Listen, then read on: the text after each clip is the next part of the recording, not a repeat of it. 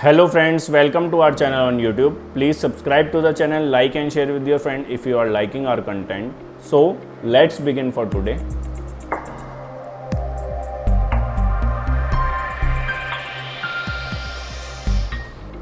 This is some traditional disclaimer on part of Moneybuzz team. तो चलिए दोस्तों शुरुआत करते हैं आज की वीडियो की। सबसे पहले हम देखेंगे निफ्टी का चार्ट, बैंक निफ्टी का चार्ट, और फिर हम चलेंगे चार्ट्स के ऊपर कहाँ पे हमें वीकनेस लग रही है और कहाँ पे हमें चार्ट से स्ट्रॉन्ग लग रहे हैं। तो शुरुआत करते हैं आज की वीडियो की। हम सबसे पहले ट्रेडिंग व्यू पर आ चुके हैं। जैसा कि आप देख सकते हैं यहाँ पे अभी वीकली में जो कैंडल बनी है वो थोड़ी बियरिश टाइप की बन रही है। और यदि आप डेली का चार्ट देखेंगे यहाँ पे तो डेली में भी आप देख सकते हैं कि काफ़ी बियरिश कैंडल यहाँ पे बनी है। लेकिन इस चार्ट की हालत उतनी गंभीर नहीं है जितनी कि अभी निफ्टी बैंक की आपको देखने के लिए मिलेगी। देखिए आप यदि बैंक निफ्टी का चार्ट लगाते हैं तो वहाँ पे आपको कंटिन्यू वीकनेस देखने के लिए मिलेगी। और 3-4 दिन का मूवमेंट जो है अभी हम यहाँ से क्लियर कर देते हैं सारी ड्राइंग्स को जो हमने लगा रखी हैं, रिमूव ड्राइंग। तो आप देख पाएंगे 3-4 दिन से जो अपसाइड का मोमेंटम चल रहा था, 1, 2, 3, 4, 5 दिन का मोमेंटम एक फ्राइडे की कैंडल ने ख़त्म कर दिया है और अभी ये चार्ट वीकनेस की तरफ चल पड़ा है। यदि हम यहाँ पे सिंपल मूविंग एवरेज लगा रखे हैं हमने 24 और 52 का, वहाँ से भी देखें तो एक क्लियर रेजिस्टेंस था 35,900 के आसपास, और वहीं से मार्केट ने एकदम टॉप बनाया है और अभी दोबारा से नीचे आने की कोशिश कर रहा है। तो आने वाले वीक में हमें लग रहा है कि बैंक निफ्टी थोड़ा सा अंडर परफॉर्म कर सकती है मार्केट को। और यदि यहाँ से लेवल टूटते हैं तो आपको आने वाले वीक में मार्केट 34,800 और 35,000 के लेवल तक आते हुए, 35,200 चल रही है, यदि 35,200 35,000 के लेवल टूटते हैं तो फिर नीचे में आपको 34,600 34,500 तक के लेवल मार्केट दिखा सकती है, इससे भी नीचे के, क्योंकि वीकनेस अभी बढ़ चुकी है मार्केट में। हम सोच रहे थे कि FII की सेलिंग बंद हो गई है, लेकिन अभी दोबारा से FII ने सेलिंग करी है फ्राइडे में, काफ़ी अच्छी सेलिंग हुई है वहाँ पे। तो यदि आप 4 आवर का या 2 आवर का भी चार्ट देखेंगे तो कंटिन्यू वीकनेस यहाँ पे दिखेगी। यदि आप इसको लाइन चार्ट में कन्वर्ट कर देंगे तो क्लियर आपको M पैटर्न यहाँ पे बनता हुआ दिखेगा। 4 आवर के चार्ट में देखिए किस तरह से यहाँ पे पैटर्न बन रहा है और ये वीकनेस की तरफ इशारा कर रहा है। जब भी ये पैटर्न इस तरीके का फॉर्मेशन होता है तो वहाँ से वीकनेस मार्केट में देखने के लिए मिलती है। तो अभी देखते हैं आने वाले वीक में मार्केट किस तरह से रिएक्ट करता है। मुझे ऐसा लगता है कि थोड़ा वीकनेस की तरफ ही मार्केट का रुझान बन रहा है। बस एक यहाँ पे थोड़ी सी अच्छी बात यह है कि यदि आप इंडिया विक्स का चार्ट देखेंगे तो वहाँ पे थोड़ा सा कूल ऑफ होते हुए दिख रहा है विक्स। तो यानी कि आने वाले वीक्स में वॉलेटिलिटी जो हम काफ़ी दिनों से फेस कर रहे थे काफ़ी ज़्यादा, वो वहाँ पे थोड़ी सी आपको शांति मिल सकती है यदि इंडिया विक्स 21 के लेवल के नीचे बना रहता है। तो ये इंडेक्स पर है व्यू, थोड़ा सा बियरिश ही व्यू है निफ्टी बैंक और बैंक निफ्टी और निफ्टी दोनों पर ही। निफ्टी ऑल्दो इस वीक की शुरुआत काफ़ी कंफ्यूजिंग थी, आप देख सकते हैं पहले बैंक निफ्टी आउट परफॉर्म कर रहा था, फिर निफ्टी आउट परफॉर्म करने लगा और एंड में बैंक निफ्टी ज़्यादा वीक हो गया, निफ्टी थोड़ा सा स्टेबल बंद हुआ है। तो अभी थोड़ा सा कन्फ्यूज़न की स्थिति मार्केट में क्रिएट हो चुकी है और लेवल भी काफ़ी मजबूत नहीं है यहाँ पे टिकने के लिए मार्केट के लिए। तो थोड़ा सा वीकनेस यहाँ से देखने के लिए मिल सकती है। जिन चार्टों में वीकनेस बन रही है, सबसे पहले यदि बात करें तो ACC लिमिटेड में वीकनेस देखी जा रही है। देखिए आप किस तरीके से यहाँ पे हेड एंड शोल्डर का पैटर्न बन रहा है और यदि ये वीकनेस नीचे में इस लेवल के नीचे स्टॉक आता है तो फिर नीचे के लेवल आपको यहाँ पे देखने के लिए मिल सकते हैं। तो यहाँ पे यदि आपकी पोजीशन है कोई ACC में तो आप इसको देख सकते हैं। एक और यदि हम बात करें चार्ट त्रिवेणी इंजीनियरिंग, त्रिवेणी टरबाइन, देखिए त्रिवेणी टरबाइन में भी ट्रिपल टॉप का पैटर्न बन रहा है यहाँ पे। यदि आप देखेंगे मंथली का चार्ट, देखिए ये यहाँ पे बार बार नीचे आ रहा है स्टॉक। यदि आप इसको लाइन चार्ट में कन्वर्ट करेंगे तो शायद क्लियरली दिख पाए। देखिए आप किस तरीके की वीकनेस का पैटर्न यहाँ पे बन रहा है। तो आने वाले वीक में त्रिवेणी टरबाइन भी आपको 145-140 के लेवल को छूता हुआ दिख सकता है। यहाँ पे भी वीकनेस की स्थिति बन रही है। अब करते हैं पॉजिटिव बात, यानी कि वो चार्ट्स जो मजबूत लग रहे हैं। तो सबसे पहले यदि बात करें तो सबसे बेहतरीन चार्ट जो हमें लग रहा है वो है TD power. TD power system का यदि आप चार्ट देखेंगे तो हम इसे कैंडल्स में कन्वर्ट कर लेते हैं। देखिए यहाँ पे एक ब्रेकआउट मंथली के चार्ट पर आता हुआ दिख रहा है, मल्टी ईयर का ब्रेकआउट ये है। यदि आप हॉरिजॉन्टल लाइन यहाँ से प्लेस करते हैं चार्ट पर तो आप देख सकते हैं कि क्लियरली यहाँ पे ब्रेकआउट लेवल के आसपास स्टॉक ट्रेड हो रहा है।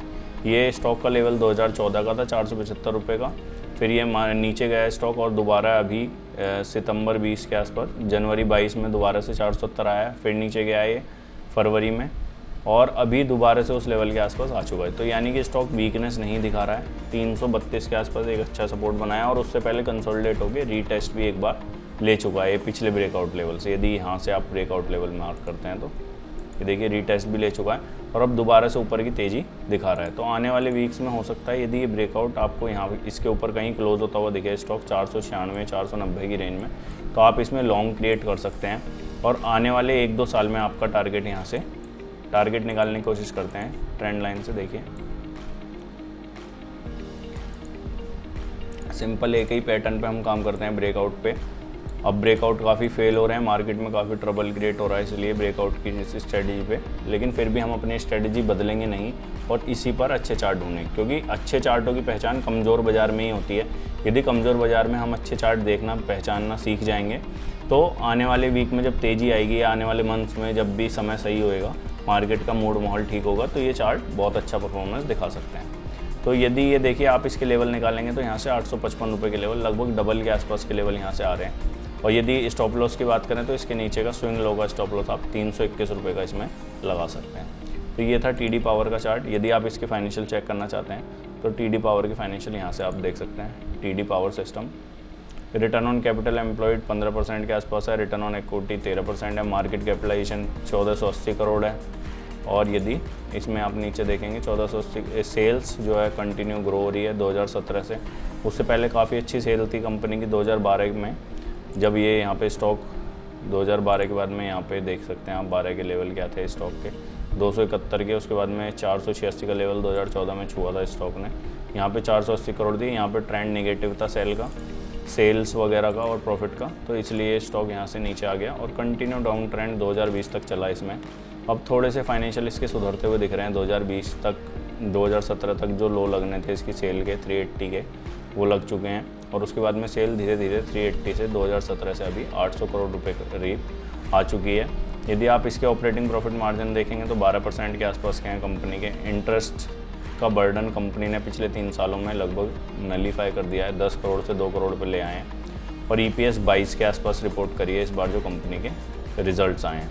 तो आप देख सकते हैं कि पिछले 3 सालों में कंपनी की कंपाउंडेड जो सेल्स ग्रो हुई है 20% के आसपास से हुई है और जो प्रॉफिट ग्रो हुए हैं 3 सालों में 172% से हुए हैं। यदि स्टॉक का CAGR देखें तो पिछले 3 सालों का 46% के आसपास है और रिटर्न ऑन इक्विटी पिछले 3 सालों की 10% के आसपास है।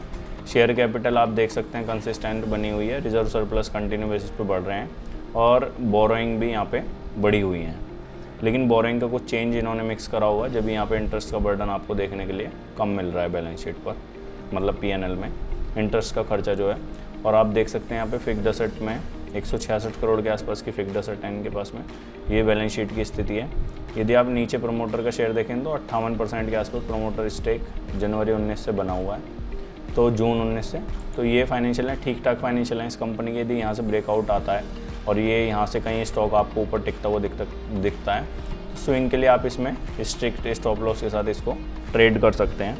अभी फ्राइडे में 5% के लोअर सर्किट पर बंद हुआ है, तो आने वाली वीक में इसको थोड़ा सा समय दीजिए, अपनी वॉच लिस्ट में ऐड कीजिए। यदि यहाँ से स्टॉक ऊपर की क्लोजिंग देता है तो कुछ लेवल 490 के आसपास, तो ही इसमें लॉन्ग क्रिएट कीजिए। दूसरा एक और चार्ट है जो हमें बढ़िया लग रहा है, हमने ऑलरेडी ग्रुप पर भी शेयर किया था इसको, महिंद्रा एंड महिंद्रा का। देखिए महिंद्रा एंड महिंद्रा में क्या हो रहा है, महिंद्रा एंड महिंद्रा में भी काफ़ी बड़ा ब्रेकआउट यहाँ से आ रहा है। आप देख सकते हैं यदि लाइन आपने प्लेस करी है तो ये जो हाई है 2018 का है और अभी 2018 के हाई के ऊपर बाजार निकल चुका है। देखिए इस चार्ट में और उस चार्ट में क्या अंतर है, इसकी प्रेफरेंस हमारी उससे ऊपर है। क्यों?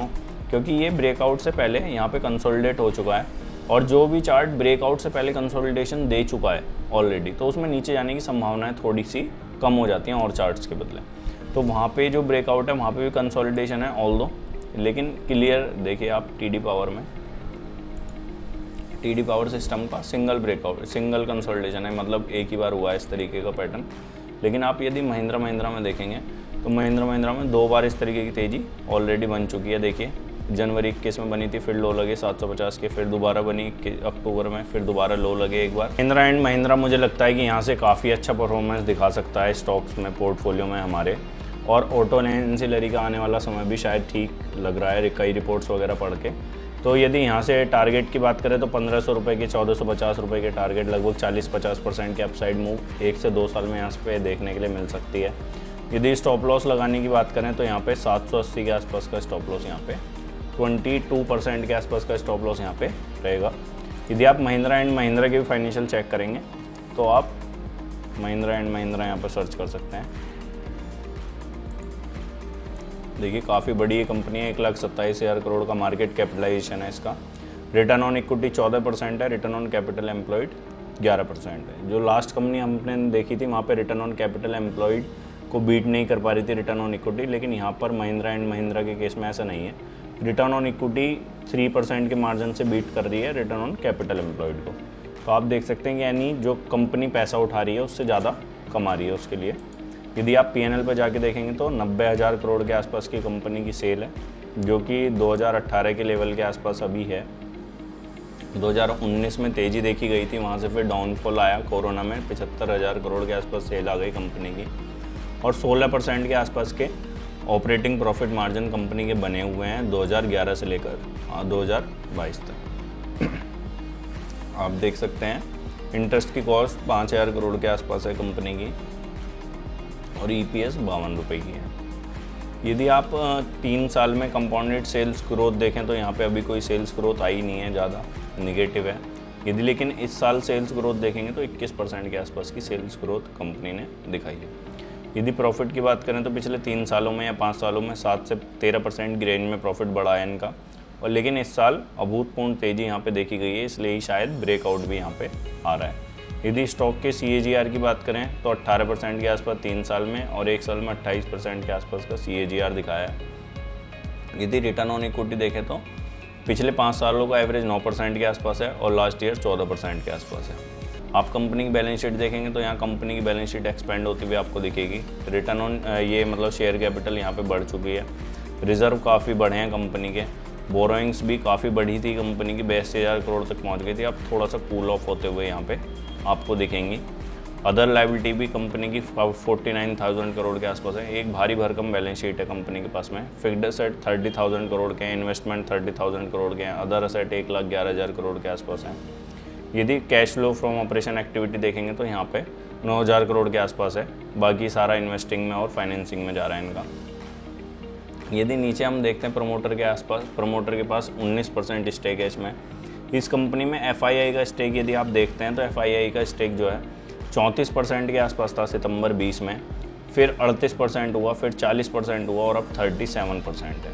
तो यानी कि जून 21 तक भी इसमें 40% FII इंटरेस्टेड थे, जून 21 तक, और अभी जो है 2-3% यहाँ पे FII का स्टेक कम हुआ है। वही 2% का स्टेक DI ने यहाँ पे बढ़ा लिया है और पब्लिक के पास लगभग 10% के आसपास इसमें स्टेक है। तो ये थी share holding pattern, balance sheet, और ये था chart of the week Mahindra and Mahindra.